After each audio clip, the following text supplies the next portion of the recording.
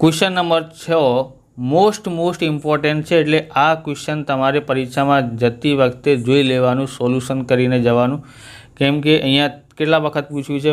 જો જુલાઈ 2022-23માં, March 2023માં, March 2024માં, જૂન 2024માં પૂછાયેલું question છે. બરાબર, 5 વખત બોર્ડની પરીક્ષામાં પૂછાયેલું ક્વેશ્ચન છે. એકમાત્ર એવું ક્વેશ્ચન છે જે 5 વખત પૂછાયેલું છે. બરાબર. છઠ્ઠું જોઈએ, નીચેનું કોષ્ટક 1 વિસ્તારમાં 25 પરિવારના ખોરાકનો દૈનિક ઘરગથ્થુ ખર્ચ બતાવે છે. દૈનિક ખર્ચ રૂપિયામાં પરિવારોની સંખ્યા 10થી 150માં 4, 150થી 200માં 5, 200થી 250માં 12, 250થી 300માં 2, 300થી 350માં 2 આપેલું છે.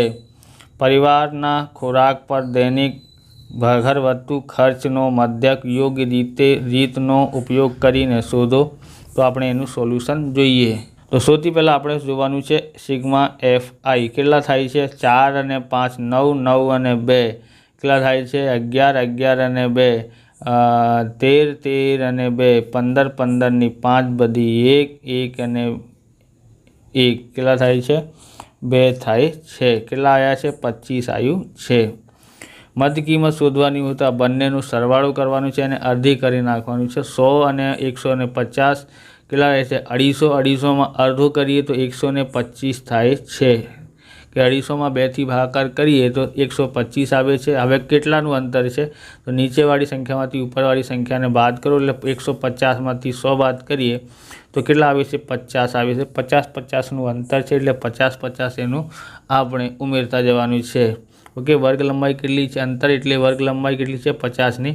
તો 50 ઉમેરીએ એમાં કેટલા થાય છે. 50 ઉમેરીએ તો 175 અને 175માં 50 ઉમેરીએ 225 થાય છે.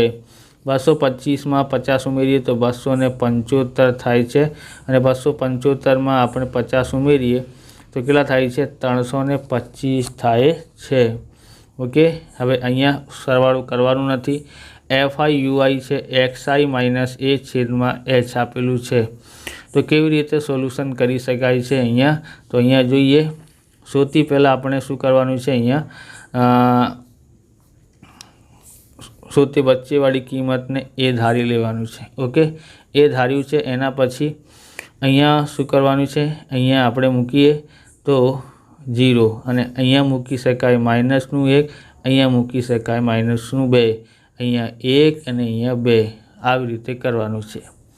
હવે FI શોધવાનું છે. FI RU બંનેનો ગુણાકાર કરીએ. 4 દુ 8 થાય છે. -8 આવ્યું. 5 એકા 5, 5 આવ્યું. ઓકે, 12નો ગુણાકાર 0થી કરીએ તો 0 અને 2 એકા 2 અને 2 દુ 4 થાય છે. તમને આવા પ્રકારના વિડીયો જોઈએ તો ડિસ્ક્રિપ્શનમાં લિંક આપેલી છે જુદા જુદા ચેપ્ટરોની, ત્યાંથી તમે જોઈ શકો છો. ચેનલ પર નવા છો તો ચેનલને સબસ્ક્રાઈબ કરી લેવાનું, કેમ કે આવા રીતના વિડીયો તમને મળતા રહેશે. હવે જોઈએ અહીંયા શું આપ્યું છે કે આમાંથી મોટી સંખ્યા જે દેખાય છે એ માઇનસની છે. ઓકે, 8 અને 5 કેટલા થાય છે. 13 અને 4 અને 2 કેટલા થાય છે. 6. આ 13માંથી 6 પ્લસનું વાત કરીએ તો -7 આવે છે. ઓકે, હવે આપણે અહીંયા લખીએ સિગ્મા FI કેટલું છે. 25 છે અને સિગ્મા FI કેટલું આવ્યું છે. -7 આવ્યું છે. A બરાબર કેટલું છે આપણી પાસે 225 છે.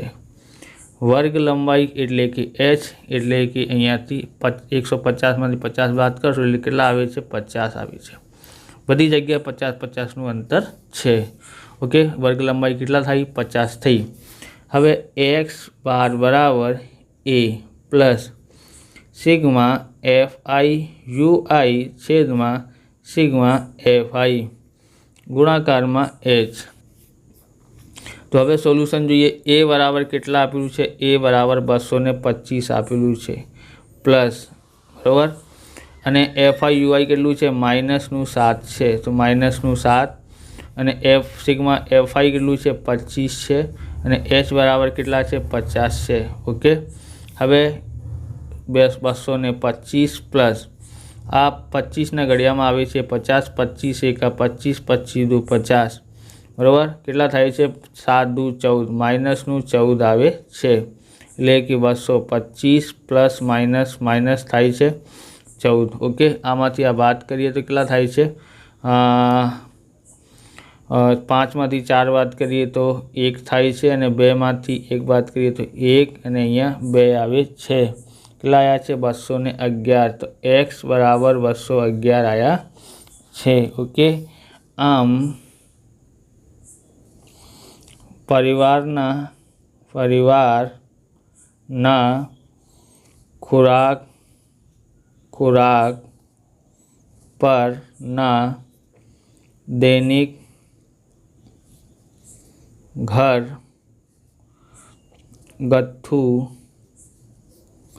ખર્ચનો મધ્યક